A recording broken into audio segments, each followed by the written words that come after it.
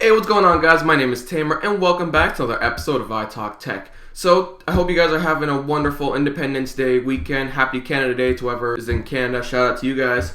But today, I'll be giving you guys my top 5 favorite Android apps as of 2015. Since we're in July, we'll mark halfway past the year, so I thought it would be a great time to show you guys my top 5 favorite Android apps. So the first app should already be popped up on my screen. Let me just unlock my phone. And the first app we have that's Kittens. That's a cat. That's how did this get on here? This is not right. Yeah, who watches cats anyway? Okay, my background doesn't help my case either. This is kind of awkward. All right, let me technical difficulties here. We are currently experiencing technical problems. Please sit by.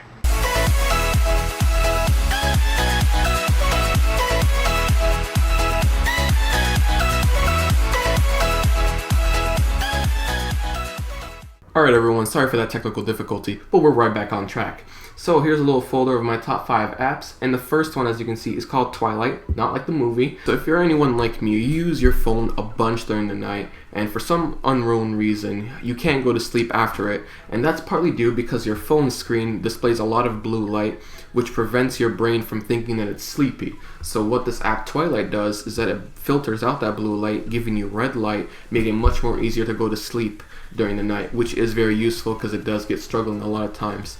Now this app is amazing and it works. I can tell you from my own experience, it saved me hours and hours of trying to go to sleep, and it's overall amazing. It's really easy to use. You just set it once and it automatically sets it for the next day.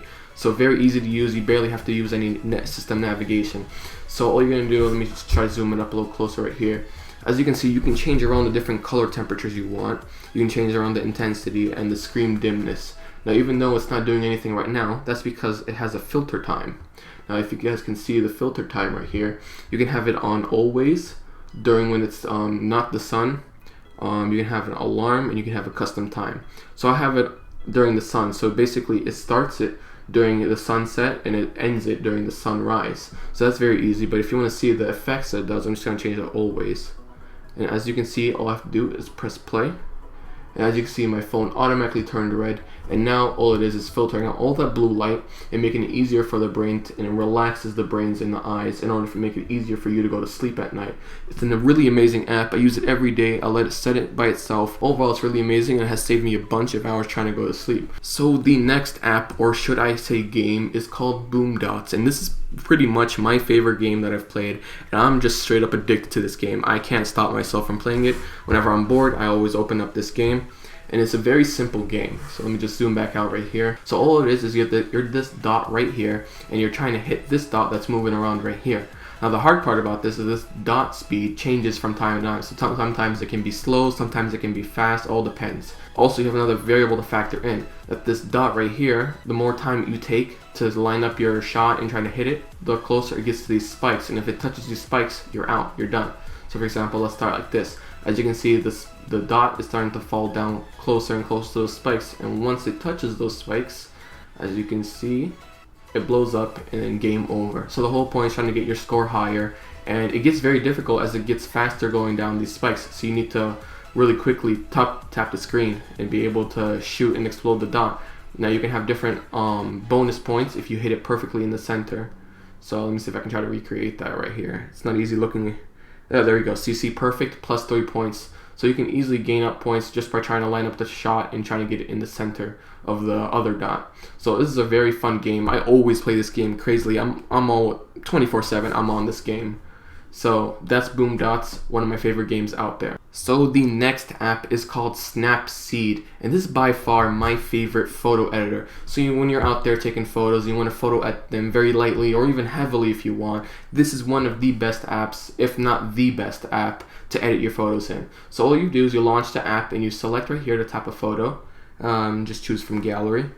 And let me just use a picture I just took today of this flower. Alright.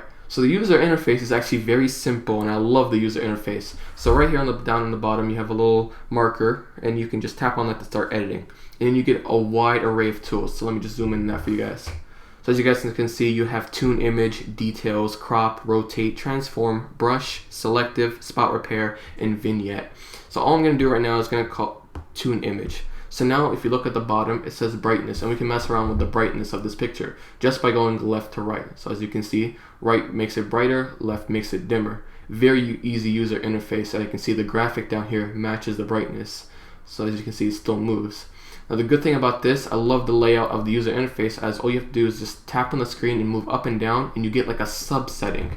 And I love this. You can choose around between brightness, contrast, saturation, ambience, shadows, highlights, and warmth. So for example, let's say I wanted to kick up saturation a little bit. All I have to do is go left to right, and it saturates it for me, or going left desaturates it and basically makes it black and white. Very easy to use. I love the user interface on this app. It's quick, and you can photo edit very easily and very quickly. You're out the way easily. And also here, down here, you have filters. So if you want to quickly add a filter to your photos, you have, for example, lens blur, so you can signify which part you want to be in focus and which part you want to be out of focus. So it's very easy when selecting. You can just move around this little circle, and you can select what type of strength that you want the blur to be. So very easy, and gives you a lot of options in just a very simple manner, which not a lot of photo editors can do. A lot of them are very cramped with features, and they're all over the place. This one makes it very easy and puts in sub settings, making it very easy to adjust saturation, all that type of things. So a very easy photo editor. I recommend this to anybody looking to edit their photos very lightly. It gives you a much more professional look for your photos, and it's a really great app. So speaking of photos, my next favorite app is called Google Photos. Now the great thing about Google Photos is that for people like me that take a bunch of pictures on the go, we use up our memory like this. It literally goes up that quick, and you have to be refilling SD cards or getting another phone possibly that has more onboard storage. Well, the good thing about Google Photos is that once you take a picture, it automatically uploads it to the internet into your Google account. So that way you have basically unlimited photo uploads, and it's all in the cloud, so it never gets deleted or never gets lost. Now the great thing about this is that it's unlimited. There's no max amount. You can have 10,000 pictures and you can upload these. And if you wanted, you can have these in full resolution, up to 15 gigabytes of worth of storage. But if you want unlimited, it basically lowers down the resolution, but not by a lot, just still high resolution, but just enough so that they can have unlimited photo storage. So it's very easy. Once you take a photo, it automatically goes up to Google Photos, and you can access it from any computer that you have your Google account signed into. So I love this. I take a bunch of pictures all the time, and it makes it very easy to open up a picture that I had taken on my phone and open up on a computer and export it like that way. So very easy. Google makes it very easy. Automatically syncs up to your gallery. Once you take a picture, it's automatically up, and it's automatically up on your computer. So very cool app. I love Google Photos, and you can even have collections and different things. For example, I have a graduation collection, or I have different graduation pictures on here. So very easy. I love the user interface. It makes it really easy when navigating through this to the user interface. So I love this app. I use it almost on a daily basis, and it's very easy to set up, and you just set it up and you go. Alright, so my last favorite app is called Isu, or Isu. How you pronounce it doesn't really matter. But this is basically a magazine or a newspaper type of app. And you're probably thinking, why do I read magazines or newspapers? Well, it's pretty interesting. I only read them when I'm bored, basically. And I'm really into technology. So for example, this has like a wide array of magazines. So it's not only limited to my interest of technology. There's gaming in here. There's also sports and bunch of other things like drama. So if you want, you can just go up to this search bar, you can type in whatever interests you. So for example, I'm really big into tech, so I'm just going to type in tech, and I'm just going to search right here, and it gives me a wide array of magazines that are related to tech. So one that I like to look at quite often is called Tech Talk right here. And all you do is you start reading this magazine, or basically publication, and you just swipe through it.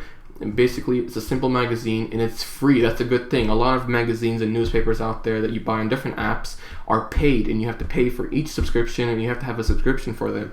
This one is free. Read any magazines that you want that are on here, and they're all for free, and they are pretty entertaining. I love the magazines, and every time I'm bored, I'm always opening this app, reading about the newest technology. So very interesting. I love this app to death, and it's basically one of my favorite apps. So I hope you guys enjoyed this video of my top 5 favorite Android apps. You guys let me know in the comments down below which apps you like the most, and tell me which ones I missed from this video. So I hope you guys really enjoyed this video. Make sure to give it a big thumbs up, and thumbs it up for cat pictures. So without further ado, guys, peace.